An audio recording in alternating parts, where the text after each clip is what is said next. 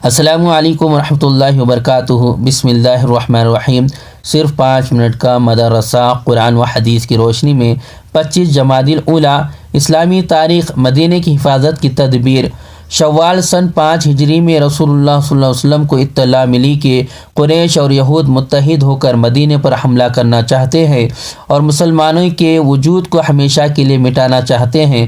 آپ صلی اللہ علیہ وسلم نے صحابہ کرام سے مشورہ طلب کیا تو انہوں نے مدینہ میں قلعہ بند ہو کر دفاعی جنگ کرنے کا ارادہ ظاہر کیا۔ اس موقع پر سلمان فارسی رضی اللہ تعالیٰ عنہ نے گھڑ سواروں کے حملے سے بچنے کے لیے خندق کھود دینے کا مشورہ دیا۔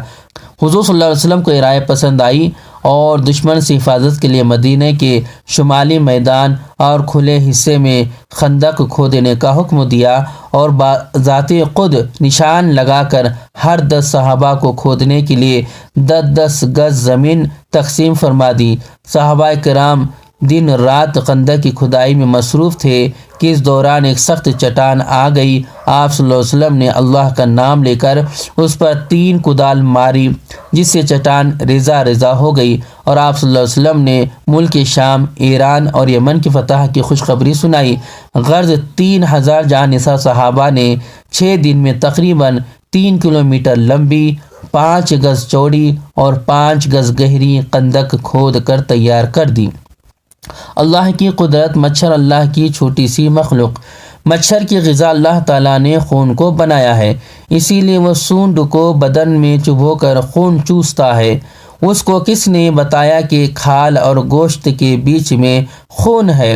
یقیناً یہ اس کو معلوم ہے۔ اگر معلوم نہ ہوتا تو اس طرح آ کر نہ بیٹھتا۔ پھر اس کی ہمت و جرأت دیکھو کہ کیسی خاموشی کے ساتھ بدن پر آ کر بیٹھ جاتا ہے، پھر ذرا سا شبہ ہوا تو اڑ جاتا ہے۔ یہ ساری سوجھ بوجھ اس کو کس نے عطا کی؟ یقیناً اللہ تعالیٰ نے۔ ایک فرض کے بارے میں کھڑے ہو کر نماز پڑھنا۔ قرآن میں اللہ تعالیٰ فرماتا ہے، نماز میں اللہ کے سامنے عاجز بنے ہوئے کھڑے ہوا کرو۔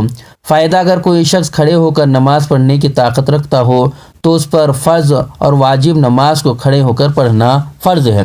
ایک سنت کے بارے میں عشاء کی نماز میں مسنون قرأت۔ رسول اللہ صلی اللہ علیہ وسلم عشاء کی نماز میں والشمس وضحاہا اور اسی جیسی صورتیں پڑھا کرتے تھے۔ ایک اہم عمل کی فضیلت: صبح و شام کو مسجد جانا۔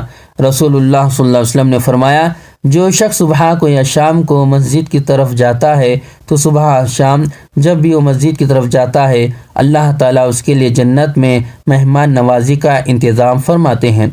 ایک گناہ کے بارے میں ازار لٹکانے پر وعید۔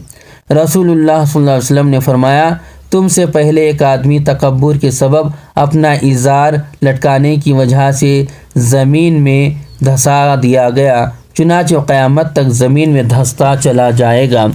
دنیا کے بارے میں دنیا ہی کو مقصد بنانا۔ رسول اللہ صلی اللہ علیہ وسلم نے فرمایا، جس کا مقصد دنیا بن جائے تو اللہ تعالیٰ اس کے معاملات کو بکھیر دیتا ہے اور اس کی غربت اور محتاجگی کو اس کی آنکھوں کے سامنے کر دیتا ہے، جس سے وہ ہمیشہ ڈرتا رہتا ہے، اور اس کو دنیا اتنی ہی ملتی ہے جتنا اس کے مقدر میں ہے۔ اور جس آدمی کا مقصد آخرت ہو تو اللہ تعالیٰ اس کے کاموں کو سمیٹ دیتے ہیں اور اس کے دل کو غنی یعنی مطمئن کر دیتے ہیں، اور دنیا اس کے پاس ذلیل ہو کر آتی ہے۔ آخرت کے بارے میں قیامت میں مومن و کافر کی حالت۔ قرآن میں اللہ تعالیٰ فرماتا ہے، اس دن قیامت کے دن بہت سے چہرے روشن ہنستے ہوئے خوشیاں مناتے ہوئے ہوں گے، اور بہت سے چہروں پر اس دن گرد و غبار پڑی ہوگی اور ان پر ذلت و رسوائی چھائی ہوئی ہوگی۔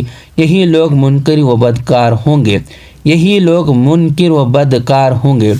طب نبوی سے علاج۔ عرق النساء کا علاج۔ رسول اللہ صلی اللہ علیہ وسلم نے فرمایا، عرق النساء کا علاج عربی بکری یعنی دمبے کی چکتی ہے جسے پگھلایا جاتا